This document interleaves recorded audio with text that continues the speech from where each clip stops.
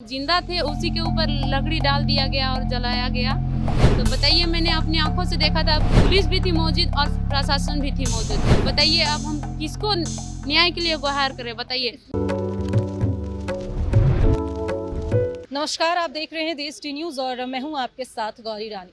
सिमडेगा के दलित संजू प्रधान को जिस तरीके से भरी समाज में जिंदा जला दिया गया, मॉब लिंचिंग उनकी हुई। आपको बता दूं, झारखंड में मॉब लिंचिंग कानून बनने के बाद पहली ऐसी घटना है जिस पर सरकार मौन है। हालांकि राज्यपाल जो हैं वो खुद इच्छा जाहिर किए हैं कि संजू प्रधान की जो पत्नी है सपना, उनसे वो मिलना चाहते हैं और आज राज्यपाल से मिलने के लिए संजू प्रधान की पत्नी सपना राजभवन पहुंची है। हमारे साथ बात करने के लिए सपना जी हैं।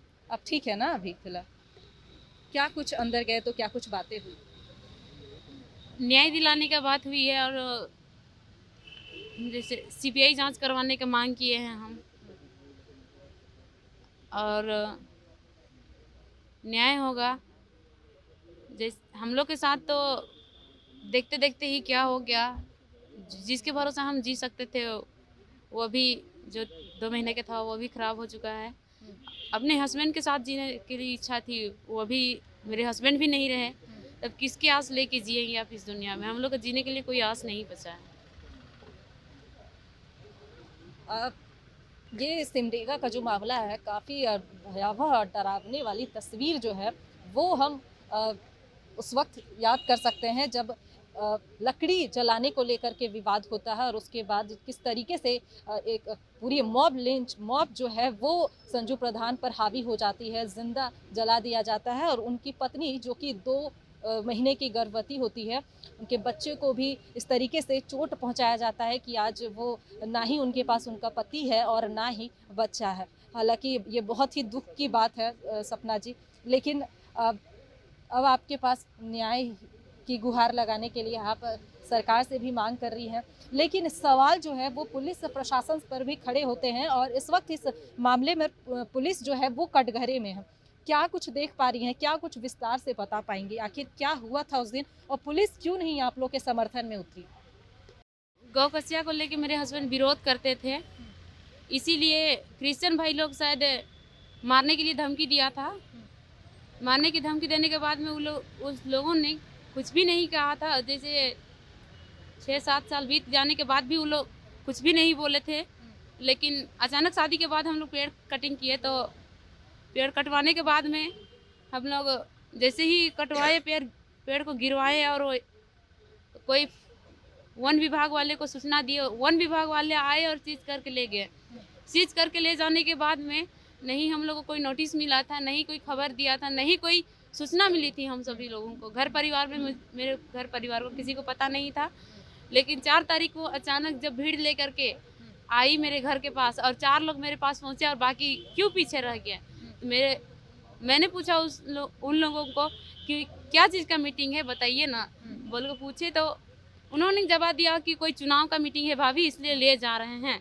बोला ठीक है ले जाइए, बोले। उसमें ले गया और जैसे ही रोड में चढ़ाया और खींचते हुए उसको ले जा रहा है। उस समय आपके पति नहीं जाना चाह रहे थे, वो समझ गए थे कि यहाँ पर कुछ अनहोनी होने वाली नहीं, खींचते हुए ले जा रहे हैं। उस समय हम पूछे भी उन लोगों को कि क्यों खींचते हुए ले जा रहे हैं, तो भाभी अब भाई का प्यार है, ऐसे नहीं कर सकते हैं, का गुस्सा गए ऐसे बोल रहे हैं। उसके बाद में कुछ नहीं हुआ, सीधी तरह से ले गए। ले जाने के बाद में खड़ा भी नहीं हो पाए थे ठीक से। उसके बाद में ग्राम प्रधान है जो सुबन बोर्ड करके, वही ने मारने स्टार्टिंग किया और जो 500 की भीड़ थी सब टूट पड़ी उस पे टूट पड़ने के समय हम भी गए दौड़ के। तो उस समय मेरे साथ भी ऐसे घटना घटी और मेरे हस्बैंड को मार दिया गया। और पत्थर से मारने के बाद उसका खून निकलने के बाद में उसको चक्कर आके गिर गया।